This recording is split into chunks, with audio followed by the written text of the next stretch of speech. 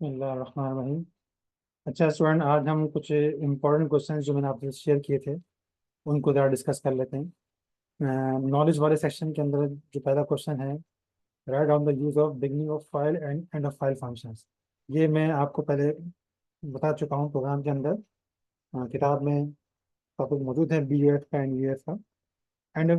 End of file को हमने programme में इस्तेमाल किया था, और बिगनिंग ऑफ फाइल भी उसी तरीके से इस्तेमाल होगा कि अगर हमने ये चेक करना हो कि जो फाइल का पॉइंटर है उसकी करंट पोजीशन फाइल की बिगनिंग पर है, ये ट्रू रिटर्न कर देगा, नहीं तो फॉल्स रिटर्न करेगा। ठीक है, बस सिंपल सा, ये आप इसको किताब में देख लीजिएगा, ये थियोरेटिकल क्वेश्चन है।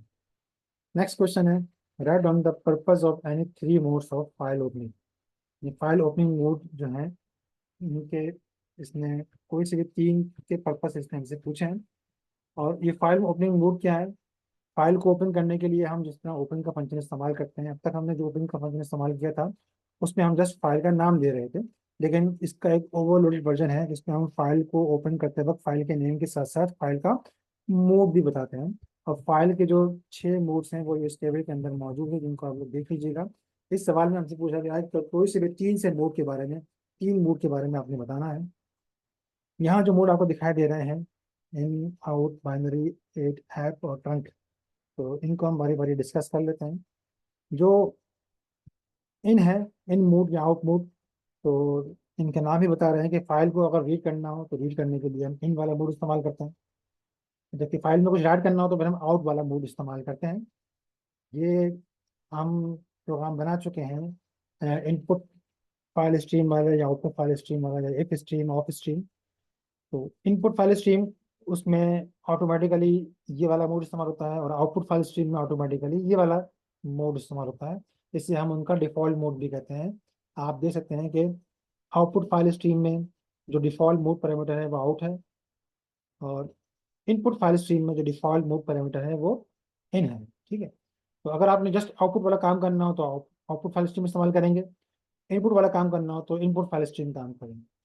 लेकिन अगर आप बाजू का आपने ऐसा करना था कि आपने एक ही वक्त में दो काम करने होते हैं, इनपुट भी करना है आउटपुट भी करना है, तो फिर हम एफ स्ट्रीम से, जो कि इन दोनों की, आप कह सकते हैं कि एक तरह की जैसे सुपर क्लास है, तो हम एफ स्ट्रीम से ये काम कर सकते हैं। तो मैं आपको एफ स्ट्रीम से इसका काम दिखाता हूँ ताकि आपको आइडिया हो जाए। मैं आपकी बार कहता हूँ कि एफ स्ट्रीम एक फाइल हो गई हमारी। ठीक है, अब फाइल को मैं ओपन कर रहा हूँ, और ओपन को करते वक्त जो फाइल का नाम है, फॉर एग्जांपल फाइल का नाम मैं रखता हूँ, तो फाइल का नाम है test dot T X T.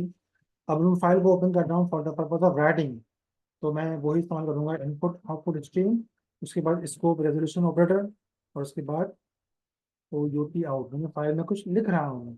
ठीक, अब फाइल में मैं क्या लिखता हूँ? फाइल के अंदर मैं लिखता हूँ वेलकम। ठीक है ना, ये फाइल के अंदर मैंने लिख दिया है वेलकम, और उसके बाद फिर मैं फाइल को क्लोज कर दूँ। ये मैंने फाइल को क्लोज कर दिया। ये हमने क्या किया? File, just file stream, not input not output, just file stream. फिर फाइल को ओपन करते वक्त हमने सिर्फ फाइल का नाम ही नहीं बताया, बल्कि साथ में हमने बताया कि फाइल को हम किस मोड में ओपन कर रहे हैं। तो हम फाइल में कुछ लिखना है, राइट करना है, तो हमने I U S, input output stream, scope resolution operator, ये आपने चैप्टर 1 में पढ़ा था कि हमने जब क्लास नेम के साथ हमने को इस्तेमाल करना है उसका मेंबर, तो हम ये इस्तेमाल करते हैं स्कोप रेजोल्यूशन ऑपरेटर। और फिर बाद में हमने जो आउटपुट स्ट्रीम के लिए आउट को इस्तेमाल किया, ये फाइल ओपनिंग मोड हो गया। हम इस मोड में फाइल को ओपन कर रहे हैं। फाइल में हमने कुछ लिखना है तो हमने वेलकम लिख दिया फाइल के अंदर, और लिखने के बाद फाइल को हमने क्लोज कर दिया। अब इस प्रोग्राम को मैं कंपाइल और रन करता हूँ। ये प्रोग्राम एक फाइल बनाएगा test dot T X T, और हमने यहाँ पे इंसर्शन ऑपरेटर इस्तेमाल करने का वाला चीज़ है, मैंने एक्सट्रैक्शन ऑपरेटर इस्तेमाल कर लिया है। ठीक है, तो दोबारा रन करते हैं हम। ये test dot T X T file, ये फाइल क्रिएट होगी, और उसमें जो वेलकम था वो लिख दिया जाएगा। ठीक है, ये बात ध्यान में रहे कि ये फाइल अगर मौजूद ना हो तो ये क्रिएट हो जाएगी, और उसमें फिर ये वेलकम लिख दिया जाएगा। मैं इसी फोल्डर में इस फाइल को दिखाता हूँ आपको ओपन करके, क्योंकि test dot T X T file है, तो देखें आगे आपको दिखाई दे रही है test dot T X T. इस फाइल को मैं ओपन करता हूँ, और इसमें आपको वेलकम दिखाई दे रहा है। याद रहे कि फाइल 8.cpp, ये रही हमारी फाइल 8.cpp, जिस फोल्डर में ये फाइल उसी फोल्डर में टेस्ट वाली फाइल है। और अगर आप चाहें तो फोल्डर चेंज करना चाहें तो फोल्डर चेंज भी कर सकते हैं। फॉर एग्जाम्पल डी ड्राइव के अंदर हमने एक फोल्डर बनाया था, अ, शायद यहाँ मौजूद नहीं है तो बनवा लेते हैं हम। ठीक है, डेटा फाइल का हम फोल्डर बना लेते हैं। ठीक है, डेटा, ये मैंने डेटा फाइल्स का फोल्डर बनाया है। अच्छा, डेटा फाइल्स का फोल्डर पहले से मौजूद है, यहाँ दिखाई नहीं दे रहा। अच्छा, ये रहा डेटा फाइल्स का फोल्डर। ठीक है, अब इसमें स्ट्रिंग रीड वाली फाइल मौजूद है।